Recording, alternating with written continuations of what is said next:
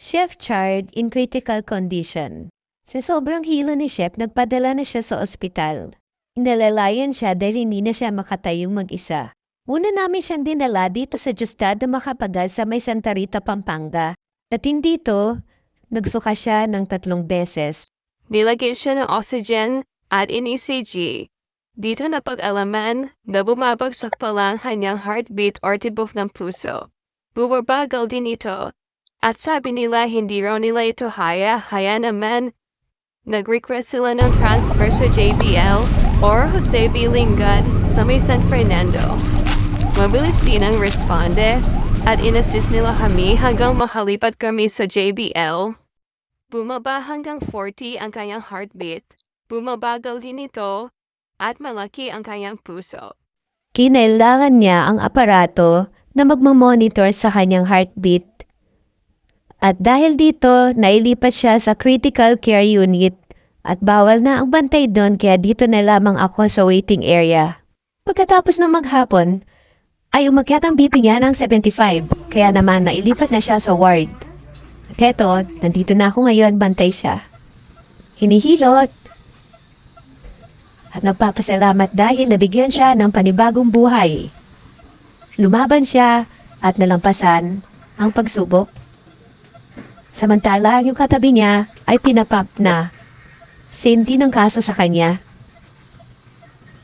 At higit sa lahat, hindi pa niya oras marahil isa itong disiplina na binibigay sa atin ni Lord.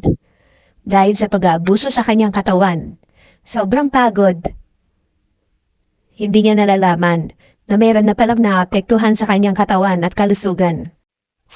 Ganito yata pag sanay talaga na laging may ginagawa o trabaho.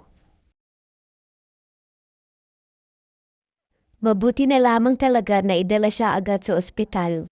Hindi masama ang maging masipag pero huwag natin sobrahan. Pagpagod na tayo, magpahinga tayo. Dahil health is wealth. Sobrang sipag kasi ni Chef at hindi ko siya nakikitaan ng reklamo. Lately, sobrang pagod talaga niya. Nag-e-enjoy siya sa pagluluto at hindi siya doon napapagod. Nabigla siya marahil sa kanyang pagdadayet at pag-inom ng maraming gamot. Need kasing magbaba ang kanyang sugar at cholesterol, pati na ang creatinine. Ito ang nakikita naming dahilan kung bakit humina ang kanyang resistensya.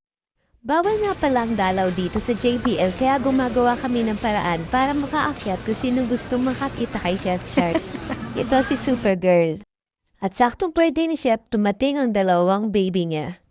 Malaking tulong rin ang inyong mga pinaabot sa aking pinansyal, prayers and concerns. Maraming salamat po sa inyong lahat kahit hindi ako humihingi. Nakita ko po at naramdaman ang pagmamahal ninyo. Dahil dyan, yung mga bagay na wala sa ospital na bibili natin sa labas, tulad ng diaper, baby wipes, pagkain, resetang gamot na wala sa ospital, pamasahe.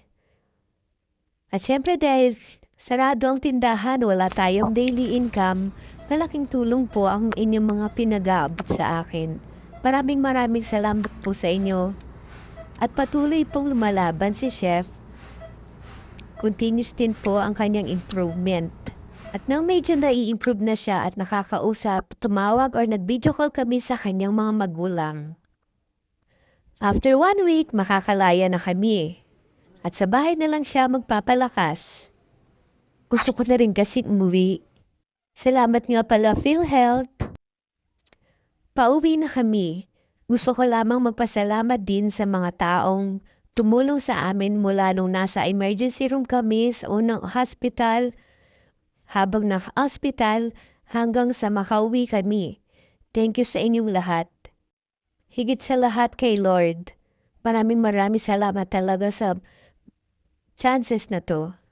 Sabi nga ni Richard, babawi daw siya.